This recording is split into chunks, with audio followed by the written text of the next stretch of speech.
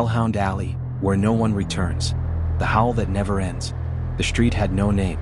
Not anymore.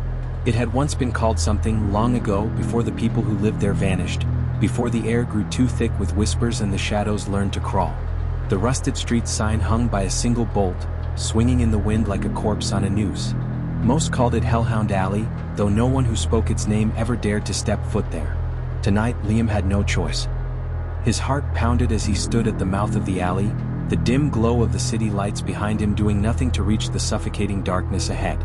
The air smelled of damp rot and something worse, like burned fur and meat left to spoil in the sun. He had to go in. His brother, Chris, had been missing for 3 nights. The police refused to search beyond the first few feet of the alley. They warned him. They whispered rumors of the thing that waits, the thing that watches. Liam stepped forward. The silence swallowed him whole. The first thing he noticed was the sound, or the absence of it. His footsteps should have echoed off the crumbling brick walls, but they didn't. The air felt thick, pressing against his skin like unseen hands. And then came the first whisper. Not words. Not exactly. Just the scrape of breath against something not human. A shadow shifted ahead. Not a man, not an animal. Something else. Something wrong. Its form was too thin, too stretched, its limbs bending at angles that should not exist. Liam's breath hitched as he forced himself to move forward, his flashlight trembling in his grip. A growl. Oh, it came from nowhere and everywhere at once. Liam turned, but there was nothing behind him. Yet he felt it, a presence looming just beyond sight, watching. Waiting. He whispered Chris's name. A breath ghosted against his ear. Run. His body refused to move, paralyzed by a cold that seeped into his bones. The growl deepened, rattling inside his skull. Then he saw it. A dog. Or at least what had once been a dog. Its fur was matted with black sludge, its ribs protruding beneath rotting flesh. But its eyes, those eyes, were human.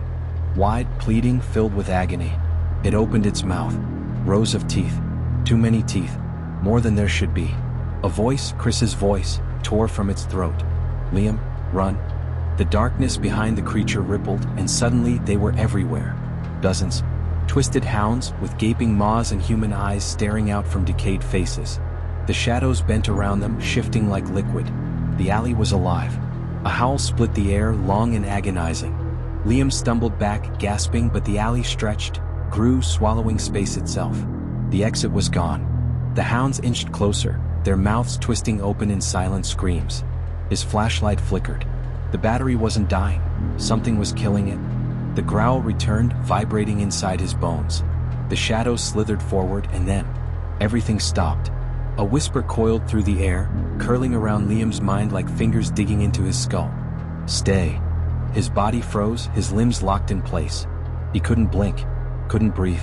A figure rose from the darkness, tall and wrong, its body shifting, melting between shapes. Man, beast, nothing at all. Its face was a void, a black hole that swallowed the light. But Liam knew what it wanted.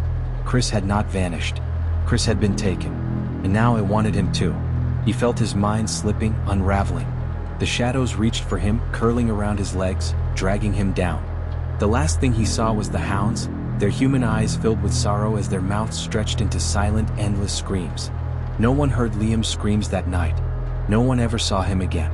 But if you stand at the entrance of Hellhound Alley and listen very, very carefully, you might still hear him whispering from the dark.